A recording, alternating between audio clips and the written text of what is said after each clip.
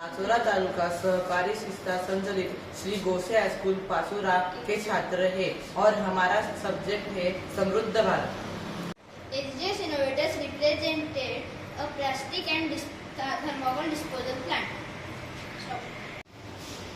हमने इस बेकर में प्लास्टिक और थर्माकोल को बंद किया है और उससे जो हार्मफुल गैस निकली है वो इसमें स्टोर की।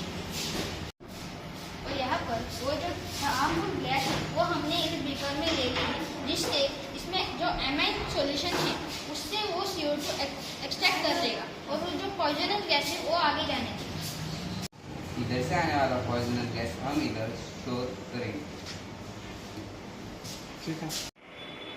अब जो यहाँ पर हमने जो CO2 एक्सट्रैक्ट किया था एमिने सॉल्यूशन के साथ, वो हमें एक फिर से CO2 एक्सहेल करना है। तो इसके लिए हमने उस सॉल्यूशन को गर्म करने के लिए रखा। वो जब गर्म होगा तो वो गर्म हो गया है और उसमें से जो एक्सट्रैक्ट गैस निकलेगी उस गैस को हम CO2 कहेंगे, क्योंकि वो जो बचा हुआ CO2 उसकी प्रोसेस उल्टी हो जाएगी और उससे वो सॉल्यूशन CO2 अपोज करेगा और उस एग्जैक्टेड CO2 से हम एक CO2 को ट्री प्लांटेशन में जान देंगे, जिससे फोटोसिंथेसिस की प्रोसेस को CO2 जो मैन करता है उसमें हम CO2 दे सकते हैं। और सेकेंड प्रोसेस में हम जो एक्स्ट्रा CO2 है वो इस बीकर में स्टोर करेंगे, जिससे कि हम फ्यूचर में ड्राई आइस फॉर्मेशन कर सकते हैं, जिससे हम थर्मोकोल को डिस्ट्रॉय कर रहे हैं और ड्राई आइस को मेक कर रहे हैं और प्लांट्स को भी ये बहुत यूजेबल है।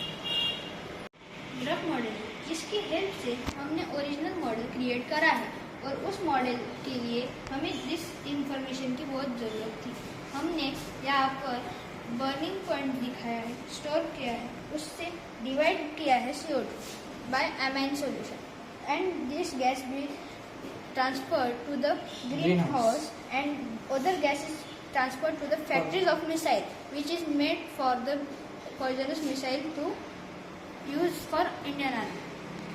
यह हमने पोस्टर भी क्रिएट किया है।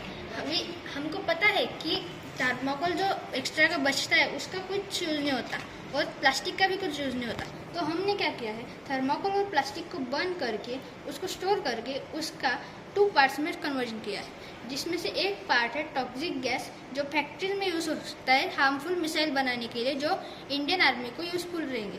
और CO2 जो बच सकता है वो ग्रीन हाउस को देंगे, जिससे ग्रीन हाउस में जो पेड़ होते हैं उसको फोटोसिंथेसिस में प्रोसेस करने के लिए इजी जाएगा।